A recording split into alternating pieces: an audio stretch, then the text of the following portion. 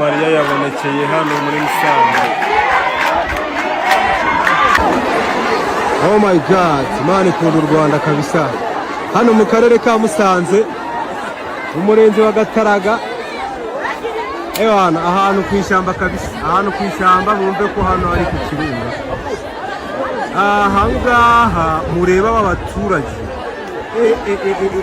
ukuntu Imana ikunda u Rwanda. Aba baturage baje kureba umubyeyi Bikira Mariya Nyirimpuhwe yabonekeye kuri iyi poto. Iri poto gutya abaturage abizera ba Katolika cyane nibo biganje ahangaha, nibo biganje kabisa. Urabona n'inzego zacu ziba zahagobotse kugira ngo umutekano uboneke. Abaturage barishimye kubwo uwo mubyeyi wabonekeye. Siho honyine, hari ahandi yabonekeye, kandi yabonekeye ku biti bibiri. Amafoto ye abaturage bari kuvuga ko agaragara cyane kuri iyi foto. Reka nkomeze nzimunge turebe ko muza. Abaturage rwose barishimye, ariko abaturage ibihumbi n'ibihumbi byaturutse hirya no hino byaje kwirebera umubyeyi Bikira Mariya wabonekeye. Si we wenyine kandi na Kristo ishusho ye iragaragara kuri iki giti. Nk'uko rero mubibona,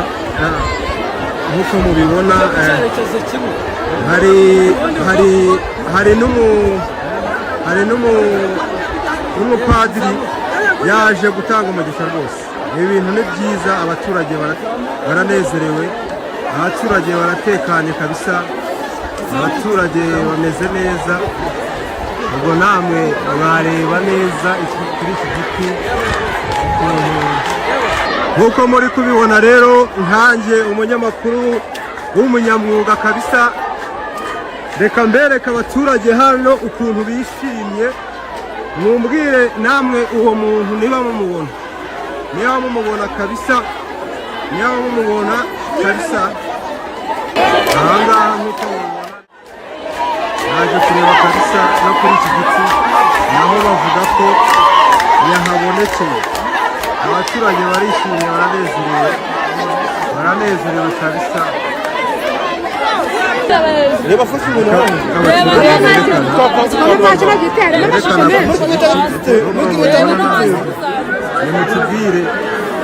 Nimutubwire niba mumubona kuri iki giti.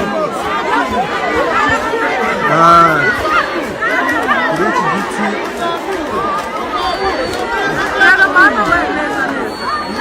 ubwo namwe rero mutubwire niba mumubona.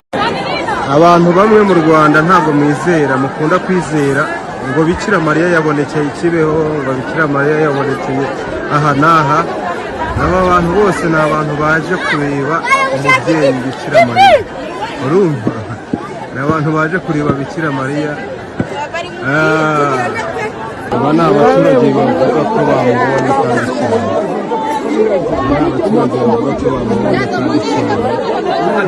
Ariko none ahangaha abaturage bavuga ko iki giti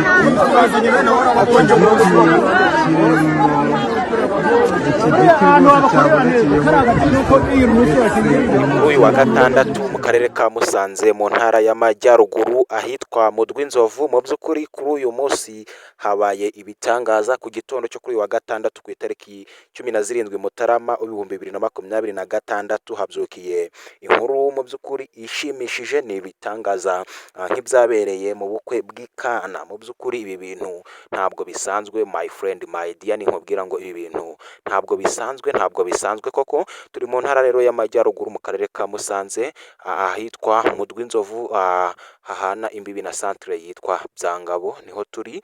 Rero batubwiye ko mu by'ukuri Bikira Mariya yahagaragaye ahangaha mu gitondo rwose ku isaha ya n'igice z'igitondo zishika saa 2 nibwo abaturage hano mu karere ka Musanze, hano muri aka gace kitwa mu Rwinzovu, nibwo bazaga benshi cyane bahurura baza kureba ibi bitangaza byabereye ahangaha mu Rwinzovu. Harimo ishusho ya Bikira Mariya. Mu by'ukuri byo biragaragara, wahageze wese yaguha ubuhamya, ntabwo ari ibintu by'ibihuha. Twabyiboneye, twahageze nyuma y'uko abantu bagiye batandukanye, abanyamakuru bagenzi bacu banditse inkuru rwose ku bitangazamakuru bitandukanye, twifuje kumenya iyi nkuru mu buryo bwa live. Ubwo ni ukugira ngo tuhigerere, twaje kuhagera rero dusanga mu by'ukuri ishusho ya Bikira Mariya iri mu kirere. Rero nanone rero tuza kubona ishusho iri hejuru ku cyuma gitwara imiriro y'amashanyarazi. Ibi bipironi byo ku muhanda ngira ngo murabizi biba bifite imiyoboro myinshi cyane biba bifatiyeho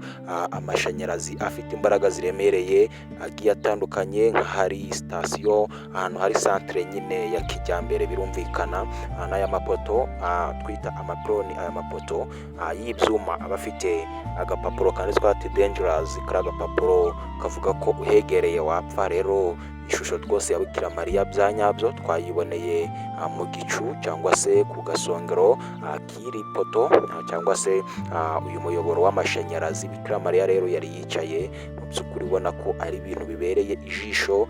Bikira Mariya twirirwa tubona muri za Bibiliya mu bitabo bigiye bitandukanye, ndetse no ku bikrishi cyangwa se sinzi uko mubyita, biriya bipapuro nyine, imitako yo muri salo.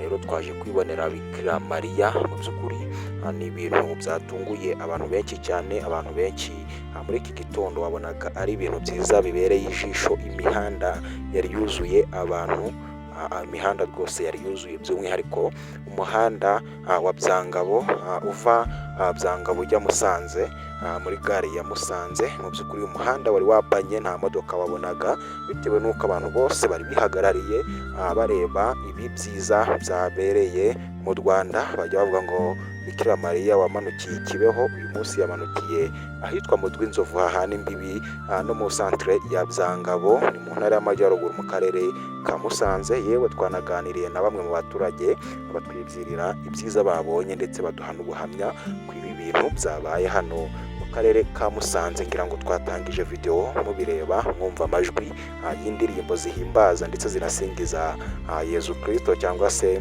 Bikira Mariya. Ku bakatolike, abadivantiste bavuga ko ari Yesu Kristo. Rero ni ibintu byiza cyane. Abantu ariko nanone bakomeje kubyibazaho, ese isi yabigeze ku musozo? Ese turi mu minsi ya nyuma? Ese Yesu ikintu cyaba ari ishusho yerekana cyangwa se ikimenyetso cyerekana ko Yesu ageze hafi? Bavandimwe, sinzi uko mubifata, gusa icyo twababwira nuko twahigereye rwose.